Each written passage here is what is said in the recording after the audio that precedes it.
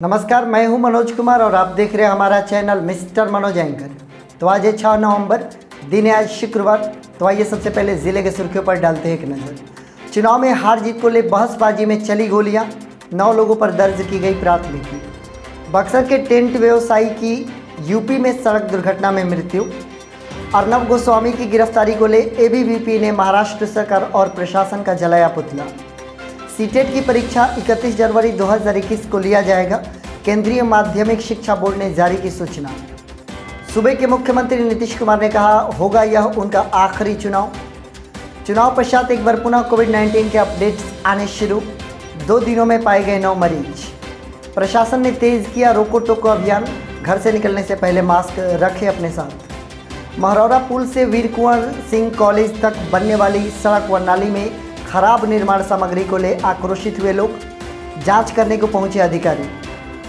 नया भोजपुर पंचायत स्थित पूरब टोला में 2 पक्षों में जमकर हुई मारपीट, दोनों ओर से दर्ज कराई गई प्राथमिकी। तो आइए अब खबरों को पढ़ते विस्तार से। सबसे पहले तो हम आपको बता दें कि एक सूचना आ रही है राजपुर थाना क्षेत्र के गैधरा गांव से, जहां पर चुनावी हार जीत को ले बहस को धीरे धीरे बहसबाजी गोलीबारी में तब्दील हो गई। चुनाव के पश्चात अक्सर लोग अपने अपने प्रत्याशी और अपने अपने समर्थित दलों के जीत और हार की चर्चा करते हैं। इसी क्रम में इसी गांव के रहने वाले निरंजन पाठक और मनोज पाठक के बीच में जो बहसबाजी चल रही थी, धीरे धीरे वो कहासुनी में तब्दील हो गई। मारपीट तक मामला पहुंचा और गोलियां तक चलने लगी। संयोग की बात यह है कि दोनों पक्षों में से कोई भी पक्ष हताहत नहीं हुआ, लेकिन गोली चलने के कारण गाँव में दहशत का माहौल कायम हो गया और चुनाव के रिजल्ट्स जो 10 तारीख को आने वाले हैं उसके पहले से ही रुझान आने शुरू हो गए। निश्चित तौर पर अगर हम बात करें और दोनों लोगों के नाम की चर्चा करें, निरंजन पाठक और मनोज पाठक, ये दोनों एक ही गांव के निवासी हैं और संभवतः दोनों एक दूसरे के बड़ी करीबी होंगे। लेकिन राजनीतिक विचारधारा अलग होने के कारण ये दोनों बयानबाजी के साथ साथ एक दूसरे के दुश्मन बन बैठे। एक बात जानना हम सभी के लिए आवश्यक है कि जो भी पार्टी जीते, चाहे किसी की भी सरकार बने, आने वाले 10 नवंबर को सरकार के लोग सत्ता में मौजूद रहेंगे और हम जो हैं हम वहीं रहेंगे जहां पर हम आज हैं। सबसे पहले अगर हमारे घर में आग अगर लगता है तो कोई बड़े पार्टी के नेता हमारे घर पर आग बुझाने को नहीं पहुंचते, वो हमारे गांव के लोग होते हैं, वो हमारे पड़ोसी होते हैं। रिश्ते चाहे जैसे भी हो उन्हें निभाने चाहिए, क्योंकि पानी कितना भी ख़राब हो, घर प्यास नहीं बुझा सकता तो आग बुझाने के काम ज़रूर आ सकता है। समझदार के लिए इशारा काफ़ी है। इस चुनाव के कारण हम आपसी संबंधों को ख़राब ना करें। चुनाव के नतीजे चाहे जो कुछ भी हो, लेकिन आप जहां हैं, जिसके साथ हैं, उसके साथ आप मधुर संबंध स्थापित करने की कोशिश करें, क्योंकि वो आपके मित्र, आपके दोस्त, आपके सहयोगी, आपके पड़ोसी हमेशा आपके हर सुख दुख में आपके साथ होंगे। बहरहाल पुलिस वहां पर पहुंची है, 4 खोखे वहां से बरामद किए गए हैं। दोनों तरफ से जो मामले दर्ज हुए हैं उसको लेकर पुलिस जाँच पड़ताल कर रही है और आगे की कार्यवाही भी करेगी। अगर दोनों पक्षों में कोई भी पक्ष अगर दोषी पाया जाता है या दोनों पक्ष के लोग दोषी पाए जाते हैं तो पुलिस अपने कर्तव्य का निर्वहन करेगी। आगे बढ़ना चाहेंगे, बक्सर के टेंट व्यवसायी की यूपी में सड़क दुर्घटना में मृत्यु हुई है। यह दुखद खबर आ रही है यूपी से, जो कि बक्सर के ही रहने वाले थे टेंट व्यवसायी। उनका नाम जो बताया जा रहा है वो अनुराग सिंह है। वो सिविल लाइन्स मोहल्ले के रहने वाले हैं। वो बलिया से बक्सर की तरफ वापस आ रहे थे, अपने पैतृक गांव से निकले हुए थे, बक्सर की तरफ लौट रहे थे वो। लेकिन रास्ते में ही एक नीलगाय के सामने आ जाने के कारण उनकी गाड़ी अनियंत्रित हो गई, जिससे कि एक पेड़ से टकरा गई और पेड़ से टकराने के कारण वो और उनके साथी घायल हो गए। और इलाज के क्रम में अस्पताल ले जाने के बाद डॉक्टर्स ने अनुराग सिंह को मृत घोषित कर दिया। वहीं उनके साथी जो घायल हुए हैं उनका वाराणसी में उपचार चल रहा है। जब ये खबर अनुराग सिंह के परिवार में पहुंची, परिवार में मातम सा छा गया। उनके परिजन, उनके बेटा, उनके बेटी और उनके परिवार के अन्य सदस्य रोने बिलखने लगे।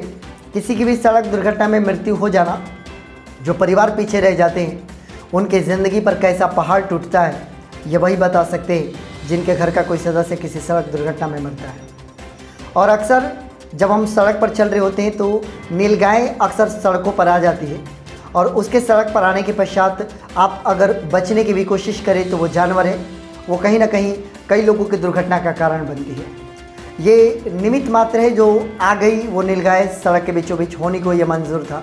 लेकिन फिर भी हम सभी अपनी तरफ से प्रयास करें कि जब हम गाड़ी अपनी सड़क पर लेकर चल रहे होते तो हमेशा ये ख्याल रखें कि सड़क के दोनों किनारे जो जंगल है, जो खेत है, उधर से कोई ना कोई जानवर सड़क पर आ सकता है, उससे बचने का भी प्रयास करें। आगे बढ़ना चाहेंगे। अभी देश में एक गर्मा गर्म स्थिति है। महाराष्ट्र में अर्नब गोस्वामी की गिरफ्तारी हुई है, जिसको लेकर पक्ष और विपक्ष अलग अलग तरीके से अपना नज़रिया पेश कर रहा है। कोई इसको लोकतंत्र पर हमला कह रहा है, तो कोई इसको अर्नब गोस्वामी की गिरफ्तारी को सच ठहरा रहा है और जायज़ ठहरा रहा है। किसी के अनुसार यह प्रेस की आज़ादी पर हमला है, तो वहीं किसी की तरफ से ये कहा जा रहा है कि बहुत ही ज़्यादा देश में अराजकता फैलाने वाले अर्नब गोस्वामी को गिरफ्तार करके लोगों ने ऐसा किया। अलग अलग पक्ष की अलग अलग राय है, लेकिन बहरहाल हम बात करें अपने बक्सर ज़िले की, तो अखिल भारतीय विद्यार्थी परिषद के माध्यम से महाराष्ट्र सरकार का और महाराष्ट्र के प्रशासन का पुतला दहन किया गया है। अखिल भारतीय विद्यार्थी परिषद के मौजूद वहां पर सदस्यों ने ये बात कही कि लोकतंत्र पर यह हमला है, लोकतंत्र के चौथे स्तंभ पर हमला है। पत्रकारिता की आवाज़ को दबाने की कोशिश की जा रही है। वो पत्रकार, वो मीडिया जो कि जनता की आवाज़ बनती है, उनके आवाज़ को कुचलने की कोशिश की जा रही है और तानाशाही की जा रही है। ये कहना अखिल भारतीय विद्यार्थी परिषद का। इस पुतला दहन कार्यक्रम का नेतृत्व परिषद के नगर मंत्री उत्तम पाठक ने किया। वहीं दीपक यादव वहां पर उपस्थित रहे, जो कि डुमरांव नगर को देखते हैं और अखिल भारतीय विद्यार्थी परिषद में हमेशा एक सक्रिय भूमिका निभाते हैं। आगे बढ़ना चाहेंगे। सीटेट की परीक्षा जो कि होने वाली थी जुलाई 2020 में, कोविड-19 के कारण उस सीटेट की परीक्षा को रद्द किया गया। अब एक बार पुनः से तिथि घोषित कर दी गई है। आगामी 31 जनवरी 2021 को यह परीक्षा ली जाएगी, ऐसा केंद्रीय माध्यमिक शिक्षा बोर्ड ने सूचना जारी करके कहा है। और जैसा कि विद्यार्थियों ने यह डिमांड करी थी कि उनके सेंटर्स को बढ़ाए जाएं, तो 112 सेंटर्स की जगह अब 135 सेंटर्स बनाए गए हैं। बक्सर के नज़दीक भी एक सेंटर बनाया गया है सासाराम को। विद्यार्थियों के पास अपने सुविधा के अनुसार 5 सेंटर्स का विकल्प चुनने की उपलब्धता है। इनमें से किसी एक सेंटर का वो चुनाव करके और वहाँ पर परीक्षा दे सकते हैं।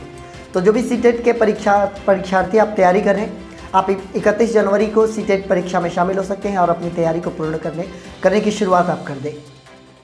आगे बढ़ना चाहेंगे। हमारे बिहार के मुख्यमंत्री श्री नीतीश कुमार जी ने यह घोषणा कर दिया है कि यह जो चुनाव हो रहा है, ये उनका आखिरी चुनाव होगा। उनका ये कहना है कि उम्र उनका बढ़ रहा है, काफ़ी समय से वो राजनीति में सक्रिय रहे हैं। आने वाले समय में वो उन्हें राजनीति से विदा लेना पड़ सकता है। आखिरी चरण के होने वाले चुनाव के दौरान उन्होंने ये बातें करी। विपक्ष ने इस पर हमला करना शुरू कर दिया है।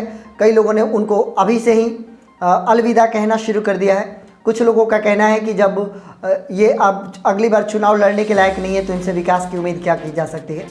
वहीं कुछ विपक्षी नेताओं का ये कहना है, तेजस्वी यादव का ये कहना है कि जिस प्रकार से नीतीश कुमार ने शासन किया है बिहार में, उनका जाना ही उचित है और इस प्रकार के आरोप प्रत्यारोप का दौर चल रहा है। वहीं जो समर्थक हैं एनडीए के, जो मुख्यमंत्री नीतीश कुमार के, उनका ये कहना है कि जितने सालों तक नीतीश कुमार बिहार के मुख्यमंत्री रहे, उन्होंने काफ़ी अच्छा कार्य किया है और आखिरी बार जैसा कि वो चुनाव लड़ने जा रहे हैं मुख्यमंत्री पद की दावेदारी के रूप में, उनको चुनाव जिताना चाहिए और उनको एक बार पुनः मुख्यमंत्री बनाया जाना चाहिए। आने वाला 10 तारीख यह क्लियर कर देगा कि अभी से ही नीतीश कुमार को अलविदा कह दिया जाएगा या 5 वर्ष और नीतीश कुमार को ये बिहार देगा। ये आने वाला 10 तारीख क्लियर करेगा। आप सभी इंतज़ार करें और देखिए कि आने वाला समय क्या कहता है। आगे बढ़ेंगे। चुनाव के पश्चात एक बार पुनः कोविड-19 के अपडेट्स आने शुरू हो गए। एक ऐसा समय था जो प्रतिदिन मैं कोविड-19 के अपडेट्स आपको दिया करता था। धीरे धीरे परिस्थितियाँ बदली, सोच बदला, हमारी मानसिकता बदली और कोविड-19 हमसे दूर होता चला गया। लेकिन एक बार पुनः अपडेट्स अब जारी किया जाने लगा है। बक्सर जिला प्रशासन के द्वारा बताया ये जा रहा है कि 2 दिनों में 9 कोविड-19 के मरीज मिले हैं और ज़िला प्रशासन ने ज़िले के लोगों से यह अपील की है कि आप अभी कोविड-19 को हल्के में न लें और अपनी सतर्कता, अपनी सावधानी अवश्य बरतें। सतर्कता और सावधानी बरतने में कोई गलती नहीं है, लेकिन केवल ज़िले के लोगों को ये कहना कि अब चुनाव के बाद कोरोना का संक्रमण पाया जाने लगा, ज़िले के लोगों में असंतुष्टि फैलेगी। क्योंकि चुनाव में बड़ी बड़ी रैलियाँ हुई, इतने सारे लोगों का जमावड़ा हुआ, तो लोग इसे मानने में हिचकिचाएंगे और संभवतः उनका आक्रोश का सामना भी करना पड़ सकता है यदि उन पर सख्ती बरती गई।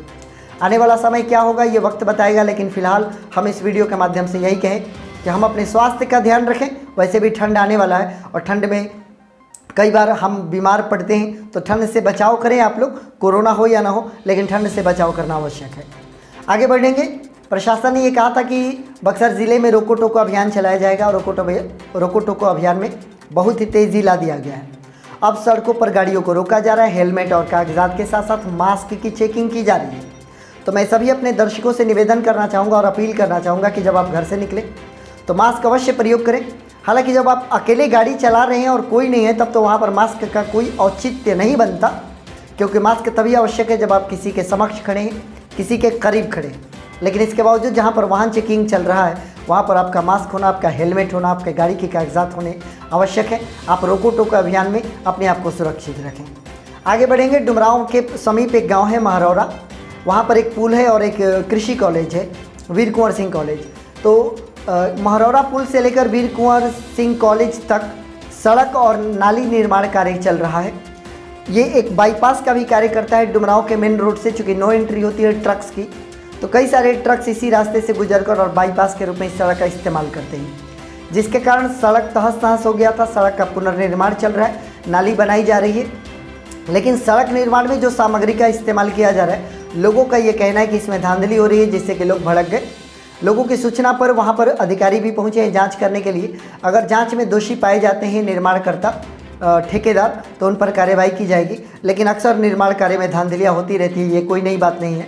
हाँ, विरोध करने वाले लोग कम होते हैं। अगर विरोध लगातार शुरू हो जाए तो निर्माण कार्य अपने ढर्रे पर आ जाएगा या फिर निर्माण कार्य ही होने बंद हो जाएंगे। समझदार के लिए इशारा काफ़ी होता है। आगे बढ़ेंगे। नया भोजपुर पंचायत स्थित पूरब टोला में दो पक्षों के बीच मारपीट हुई है। ये दोनों पड़ोसी हैं। एक पक्ष से अशरफ अली है, वहीं दूसरी पक्ष से नूरुल खान है। दोनों लोग आमने सामने आ गए। दोनों पक्षों की तरफ से जमकर मारपीट हुआ, लाठी डंडे चले। पुलिस में एफआईआर भी दर्ज की गई। दोनों ही तरफ से दर्जनों लोगों पर एफआईआर कराई है। इनके बीच में कोई पुराना विवाद है, उसी विवाद को लेकर ये दोनों सामने आ गए और जमकर मारपीट होने लगी। अक्सर पड़ोसियों से विवाद और मारपीट होते रहता है, लेकिन यही पड़ोसी आपके वक्त आने पर आपके काम आते हैं। कोशिश करें और किसी से रिश्ता ख़राब हो, भले दूर वाले लोगों से रिश्ते ख़राब हो, पड़ोस वाले से आप अच्छा रिश्ता बना कर रखें, क्योंकि जब भी आपको और आपके पड़ोसी को ज़रूरत होगी तो आप एक दूसरे के कार्य आ सकते हैं। यह हमारे बक्सर ज़िले का अपडेट है जो मैंने आप तक पहुंचाया। हमारा और आपका एसोसिएशन यूं ही बना रहे, आप सुरक्षित रहें, सकुशल रहें और लोगों की मुस्कुराहट हमेशा आपकी बनी रहे, यही हमारी कामना है और आप हमारे साथ बने हुए हैं। इसके लिए आप सभी का बहुत बहुत धन्यवाद।